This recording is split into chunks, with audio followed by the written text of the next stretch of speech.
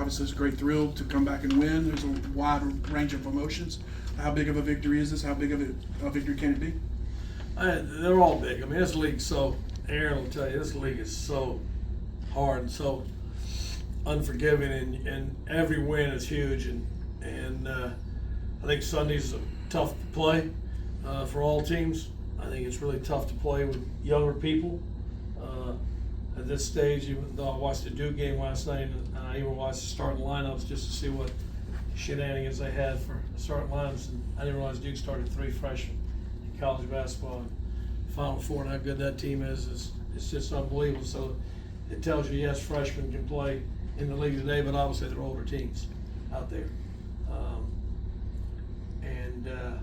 I think somebody told me, I can't believe it's accurate, but like the Sweet 16 in basketball, the average age might have been older than like certain teams in the NBA or something like that. And it just shows you. But we got some young guys doing some good things. 2 guys in this game, Ty Head with a big walk there in the 9th inning, and Anderson Nance obviously played in success. Tristan Potts pitched a big 8th inning for us and hadn't seen much action this year.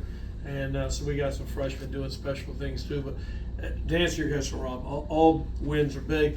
But I think even, let's say that last ball didn't go out. Let's say the wind held it in, he catches the ball at the wall. I think what it showed our team is you're never out of a game. And you go back to basketball analogy. I'm watching the game last night when Fly gets that 3 with 3 minutes to go to put them up 9. I mean, they had outplayed them so badly for 37 minutes. They were the dominant team for 37 minutes.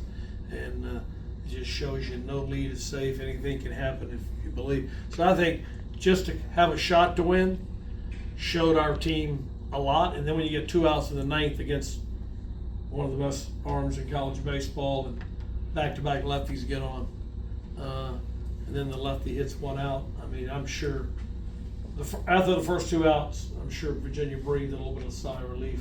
And it's just, I think that showed our team a lot. But obviously wins, they somehow learn from wins more than they do from losses. We probably all do in life, and there's probably more lessons to be learned in losses than we go look for. But anyway, yeah, it was big. When you have a comeback like that where you're dipping into your bench and your offense have been kind of stagnant for 6 innings, right? 1 hit, and then you go to the bench and those guys give you a spark. I mean, do you think that could give the entire roster so a little extra because you're getting contributions from beyond just the starting lineup? Yeah, I think you're exactly right. And you tend to go with a set lineup this time of the year. You see it throughout college baseball, and no coach wants to not have a player on that bench that can help us, and we all search for that.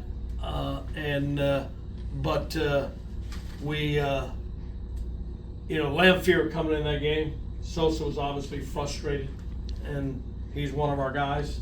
He catches so well. Catches is from a program with a history of unbelievable catching. He's catching his tail off, but this game will frustrate you offensively. People don't care how good they're doing defensively. The offensive side of the game still gets to people. I think it got to him a little bit. I think he had a little bit of a tough night. I think he came to the ballpark a little down, and that played into it. And Lamphere's a guy who's been catching 1 out of 3 all weekend, and this is probably the first weekend that hasn't happened. And boy, did he step up. And come in the game, not down, not disappointed. He didn't get a start this weekend, and obviously his big hit, not only to make it 8-6 with the home run, where it's hard to hit a home run today, but that 2-out base hit he got to right field was 2 outs, nobody on. That was huge. But the play of the game for me that nobody's going to talk about going home, so that's why I want to mention it. Play of the game is Ryder Woodson. Hadn't played all year. He doesn't play left field. He plays third base and shortstop. And I made some moves there in that 1 inning. Had people everywhere, and he goes out to left field. And that play he made in left field for me, he don't make that play, we may not have a chance to come back. So to me, that was the play of the game that people are going to talk about. Talk about that play with Ryder Woodson, a freshman that hadn't played in the outfield before. And you come after that 7th inning, you had him and Lamphere and Ryan Jaros coming into the defense. Mentioned a little bit ago, Jaros was taking some reps in left, but you went with Woodson in left field. What about him had your faith to put had made you have the faith to put Woodson out there in the outfield, and how we much? thought we were going to have Trent Lyons. You know, Trent Lyons got the pitch hit, but he was going to be one of our guys. We thought in the outfield, he broke his leg in preseason, and then he tries to come back from the broken leg, and he pulls the groin, and we haven't had him all his availability as pitch hit. And I started to let Woodson hit there in the ninth, but he got strep throat last week and lost 10 pounds. So you're talking about a guy who hadn't seen an at-bat or BP in about 10 days, lost 10 pounds, and I gave the at-bat to Trent Lyons. But I put him in the outfield because he could run, and it was kind of what we had left. It wasn't like a genius move or nothing. It's what we had left, and he made it a good move. And that's what players do.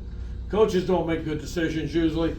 Players make those decisions work and look like good decisions. That's what Ryder was. But he's a heck of an athlete, heck of a player. His father pitched in the big leagues. This guy's going to be a star here. You made I beg your pardon, please, excuse me. No. You made a decision to coach first base. What led to that? I don't know. Probably a lot of things. I don't know. First of all, the NCAA has all these stupid rules. They continue to dumb themselves to death. I don't think just when you think they can't do anything dumber, they surprise you. And so, you know, football can have 42 coaches. Basketball can have more coaches than they got players. But Lord knows I can't stick JT Jarrett over first base. You know what I'm saying? So we had to stick a player there. And I just thought we needed a little spark. Trent was over there like he was moping, and we have Bond there, and he needs to catch in the bullpen or have the pitchers ready to come out of the bullpen. And I just thought, you know, and I don't know whether the position players thinks it's not a cool thing to coach first. When I grew up, remember Aaron, all position players coach first because we didn't have like two coaches, right? And but I just thought I'd go over there and show them, and it's important who coaches first. We had a guy picked, Sosa, and that guy, I'm not going to blame Sosa, I'm not going to blame Trent Lyons. I couldn't stop it either. McHugh almost got picked too. That step off, that lefty, talk about that lefty, my goodness. I think he's a freshman. That guy is really, really good. Pitches for Virginia, he's really good. Can't pronounce his name, but he's really good. And he was terrific today, and what a pickoff move he had. I just went over there to many reasons, I don't know. Obviously now Josh, I mean, that's for a guy that has had to fight through it, you know, going back from the injury, and to have a moment like that, I mean, you got to be pretty thrilled for him. Oh, I'm thrilled for him every time he goes out there. I tell people all the time, you always give the credit to the player. That was I've been coaching probably in college, if you count as an assistant, 43 or 44 years. It's the worst collision I've ever seen in baseball.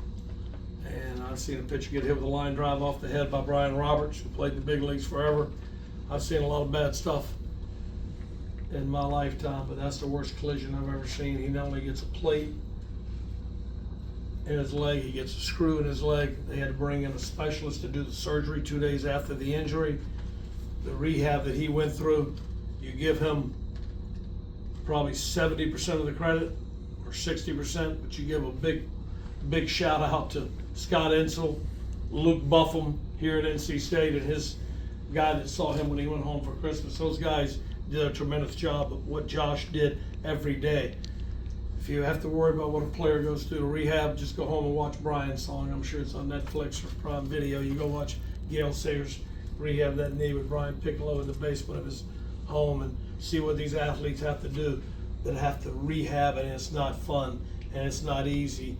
And so to see Josh Hogue even out there on the field, and that's why I DH'd him today. It's tough for him to go out there. He plays in pain a little bit. And that's why I DH'd him today and got him off his feet a little bit. And but Chris Hart just told me he's never seen Josh Hogue happier running around the bases. And I'm sure that meant a lot to him. I just saw his mom and dad as I was coming up here. It meant a lot to them too. Having a couple of relievers and Tristan Potts and Jacob Duden, really step up to keep Virginia at 8. How big was that for you guys? It was. Tristan Potts, he's that guy.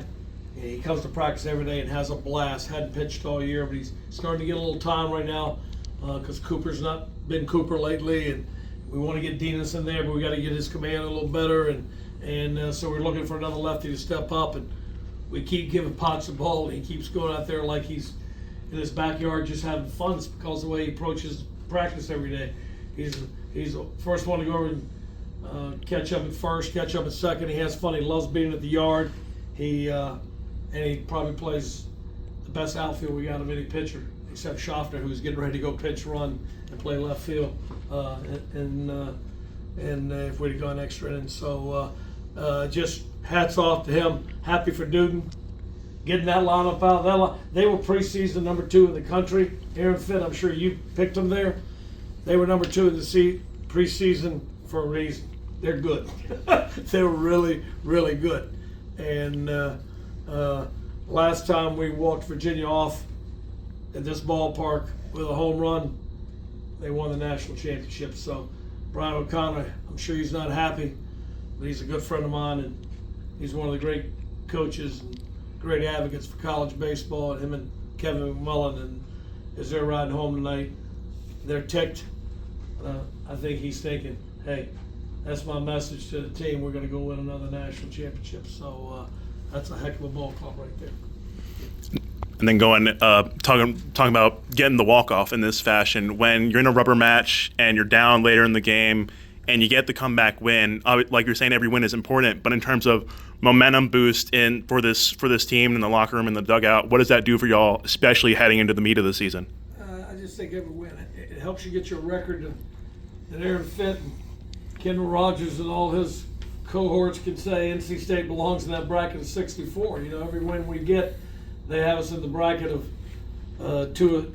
I think we were a 3 seed last week. He'll bump us up to a 2 seed this week, and I think I want to go. You can't win a national championship without going to postseason. And every win we get, sure, it gives them a little confidence. It gives you a momentum boost, but it gives you a belief that we can get better. You get better through practicing, so maybe we can make a better decision on that play with the infield in there where we threw the ball around a little bit, and because we're still doing some uncharacteristic things for good ball clubs to win, but we're getting better. But like I said, told you all at the beginning of the year, this is an all-new ball club.